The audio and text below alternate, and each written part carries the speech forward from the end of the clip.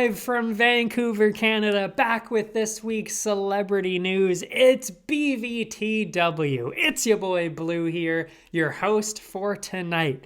We're back for broadcast number 3. Will we get canceled this time? You know what they say. Third time's the charm. Right off the bat, we've got a crazy story out of Vegas this week as a man was caught driving with a severed head in the back. And shockingly, he said he had no idea it was there and that he had just stolen the truck, so it couldn't be his. My guess is it probably just slipped his mind. When police searched the bed of the truck, they found some coolers that were taped shut, and inside was the head and other various bits. Interestingly, the man actually asked for it back. He said, "I don't care about the torso. The legs are nice. Just give me that head, baby!" Oh! Oh! According to police, he was found with 3 guns and receipts for a power saw, plastic bags, and tape. When asked why he had purchased all those things, he said, "Hey, I'm in the waste management business, okay? I was just taking out the trash." Upon further inspection, it turns out there were still bullets in the head, and the bullets were from one of the guns that he was carrying. In response, he said, "Oh, hey, I don't know how those got in there, okay? Maybe he slipped and fell on them. I don't know. Amazingly, him and his lawyer still maintain his innocence, and it will be going to trial. Speaking of a trial, Sanitizer is in the news this week, and it's actually not what you think it is. Apparently, Cracker Barrel has been ordered to pay over $9 million to a man who was served sanitizer instead of water.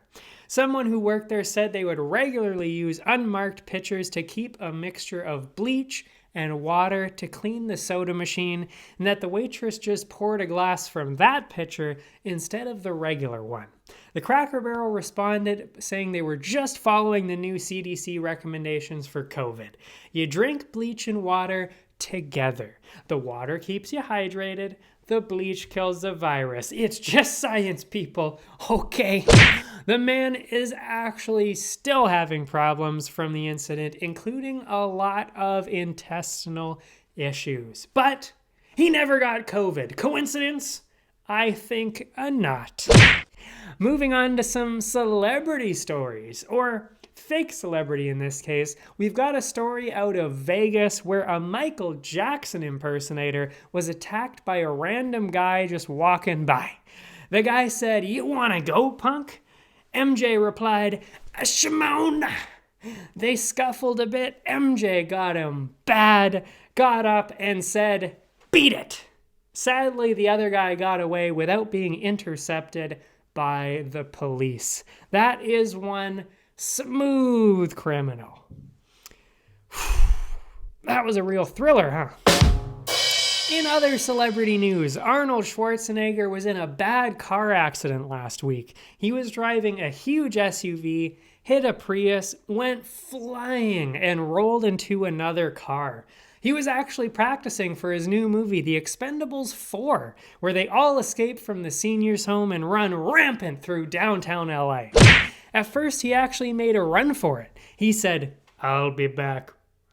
You knew that was going to be in there somewhere, but nah, of course, he was good about it. He even tried to save the person from the other car, yelling, "Come with me if you want to live." In the end, it's believed there was just a malfunction with his truck. In response, the company is going to do a total recall. And his driver's license was sadly terminated. We need some new writers, I think. Next, we've actually got a happy story this week as the famous illusionist Criss Angel announced that his son's cancer is in remission. Amazing! I don't know how he does it. Another incredible illusion by Criss Angel, making cancer disappear. Did anyone check if he was wearing any sleeves or maybe some pockets? That's usually where it ends up. Unbelievable. Wild story out of the world of acting as actress Neve Campbell was talking about a role she had when she was 17, where she had a scene with a bear and was dragged through the woods. I've heard of method acting, but that is insane. Apparently, before that, the crew gave the bear a big bottle of Coke and told her to dip her hand in honey. That's when the bear didn't act as expected, grabbed her by the leg and dragged her through the forest. Turns out, Paddington the bear, not just a fiend for sandwiches, also kind of a cokehead. Craziest part of the story, turns out they didn't even record it. Oh, sorry, left the lens cap on. Let's see that again. Matt, give Paddington an extra bump of Coke. You know, I actually had the same thing happen to me at the Pride Parade in downtown Vancouver a few years ago. Dipped myself in honey, chased by bears downtown all night. That wasn't the only bear news story this week, as a bear barely escaped with his life after a chance encounter with a man in Florida. Video shows the bear coming onto the man's porch and getting in a scuffle with the man's dogs. The bear got some good shots in on the guy, but ended up leaving. The FWC that it's very rare, but it's actually the second time this week it's happened. We already found out Paddington is a cokehead, and we've always known how much he loves his marmalade, but turns out marmalade? Actually code for meth. He's got to support his drug habits by taking acting jobs and breaking into people's houses. It's a tale as old as Florida itself. Sad end to the story, though, as the bear was determined to be a threat to the public and was humanely euthanized. Of course, had to be a black bear breaking in and getting killed, but if it was a polar bear, it'd be in the pool at the zoo right now. Loki, what do you think about all that news about Paddington's potential drug problem? I love Coke! This week in Florida, NFL player Malik McDowell was seen walking down the middle of the street in Deerfield Beach completely naked as cops were trying to stop him. Malik is a defensive lineman for the Cleveland Browns and is 6'6", 290 pounds. Personally, I get it. It's 25 degrees outside. Sometimes you just need to let it breathe. In the end, he was shown running full speed at a cop and ran right through him. If they had hustle like that on the field, they might still be in the playoffs. Before Malik ran at him, the cop said, "You know, I'd try and talk some sense into you, but I can clearly see your nuts." The police said he was charged with exposing sex organs in public, resisting arrest, and aggravated battery on an officer, and will lose 10 yards on the play for roughing the passer. Malik is actually a free agent right now that the season is done. Turns out this was all an elaborate stunt to get teams interested. One team has already shown interest. The Seattle Seahawks. That's Seahawks. Seahawks. Also this week in Florida, another NFL player, defensive end Lerentee McCray, flipped off the cops as he was being chased down a highway. The chase started as he was going 88 miles per hour in a 50 zone. This is when the cops tried to pull him over, and McCray said, "Nah, not today." Flipped them off and went even faster, going a full 100 miles per hour. Sources tell me he was only doing that, though, because he had just been told he was in Florida. I'm what? Get me the out of here. In fact, the cops said he was driving so fast they had to stop chasing him.